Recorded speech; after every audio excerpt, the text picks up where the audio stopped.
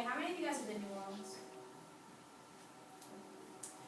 This summer I got to get the chance to go to New Orleans. It was like really cool. It's by far like my favorite place I've ever gone to, and I was like there for a day, but it was still really cool. And today I'm going to inform you guys about New Orleans in case anybody that hasn't been there gets the chance to go there. I've traveled to New Orleans and I've done a lot of research on the city and its history. I'm going to inform you about the city of New Orleans, history and facts, and the attractions that New Orleans has to offer to us. So first, I'm going to tell you guys about the city of New Orleans.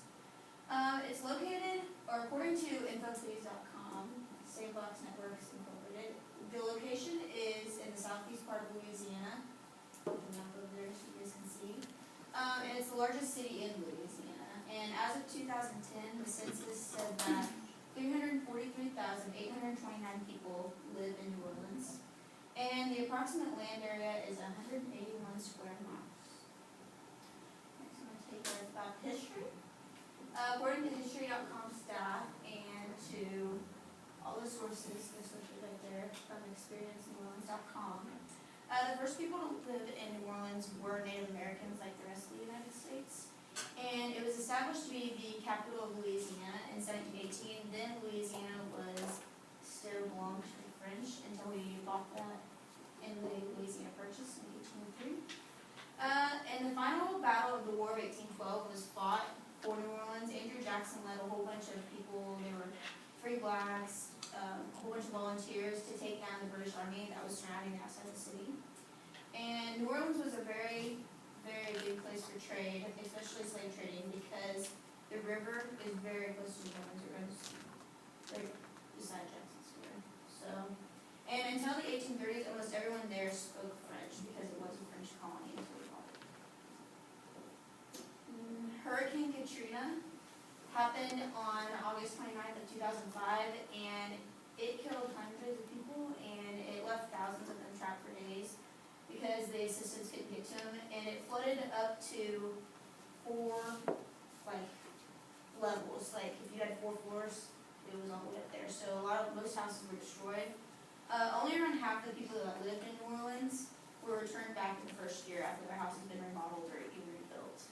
And then in the next 5 years, 80% of the original people that lived there came back. A lot of people didn't come back to New Orleans because it was just too hard for them, or they were scared it's going to happen again because hurricanes have hit New Orleans quite frequently in the past.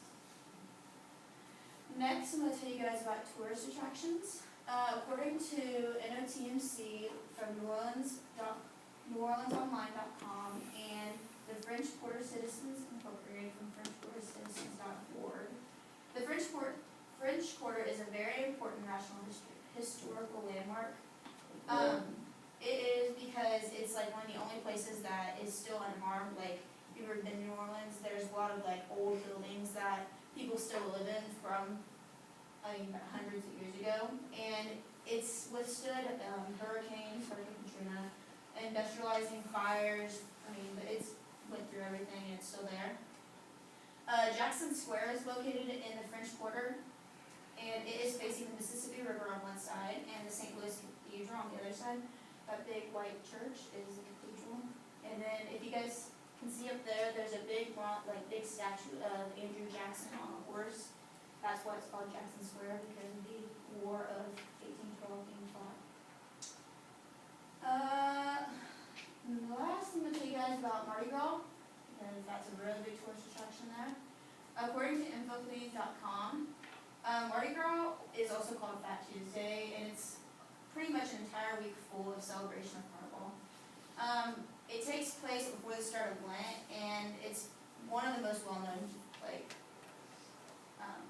festivals in the United States because it's so big.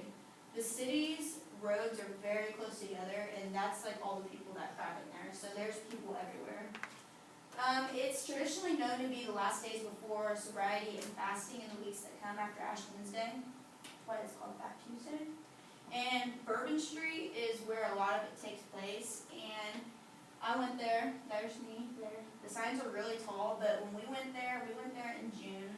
Some of the signs were missing, so people literally have to climb up the poles to be able to take them down, and it's a really big deal if you do steal them, like, go to jail for a while for it. And then down there I took that picture, that's just kind of what some of them dress up like. It's like they just dress in really creepy stuff. I'm pretty sure that's a guy dressed as one, I couldn't really tell, but yeah.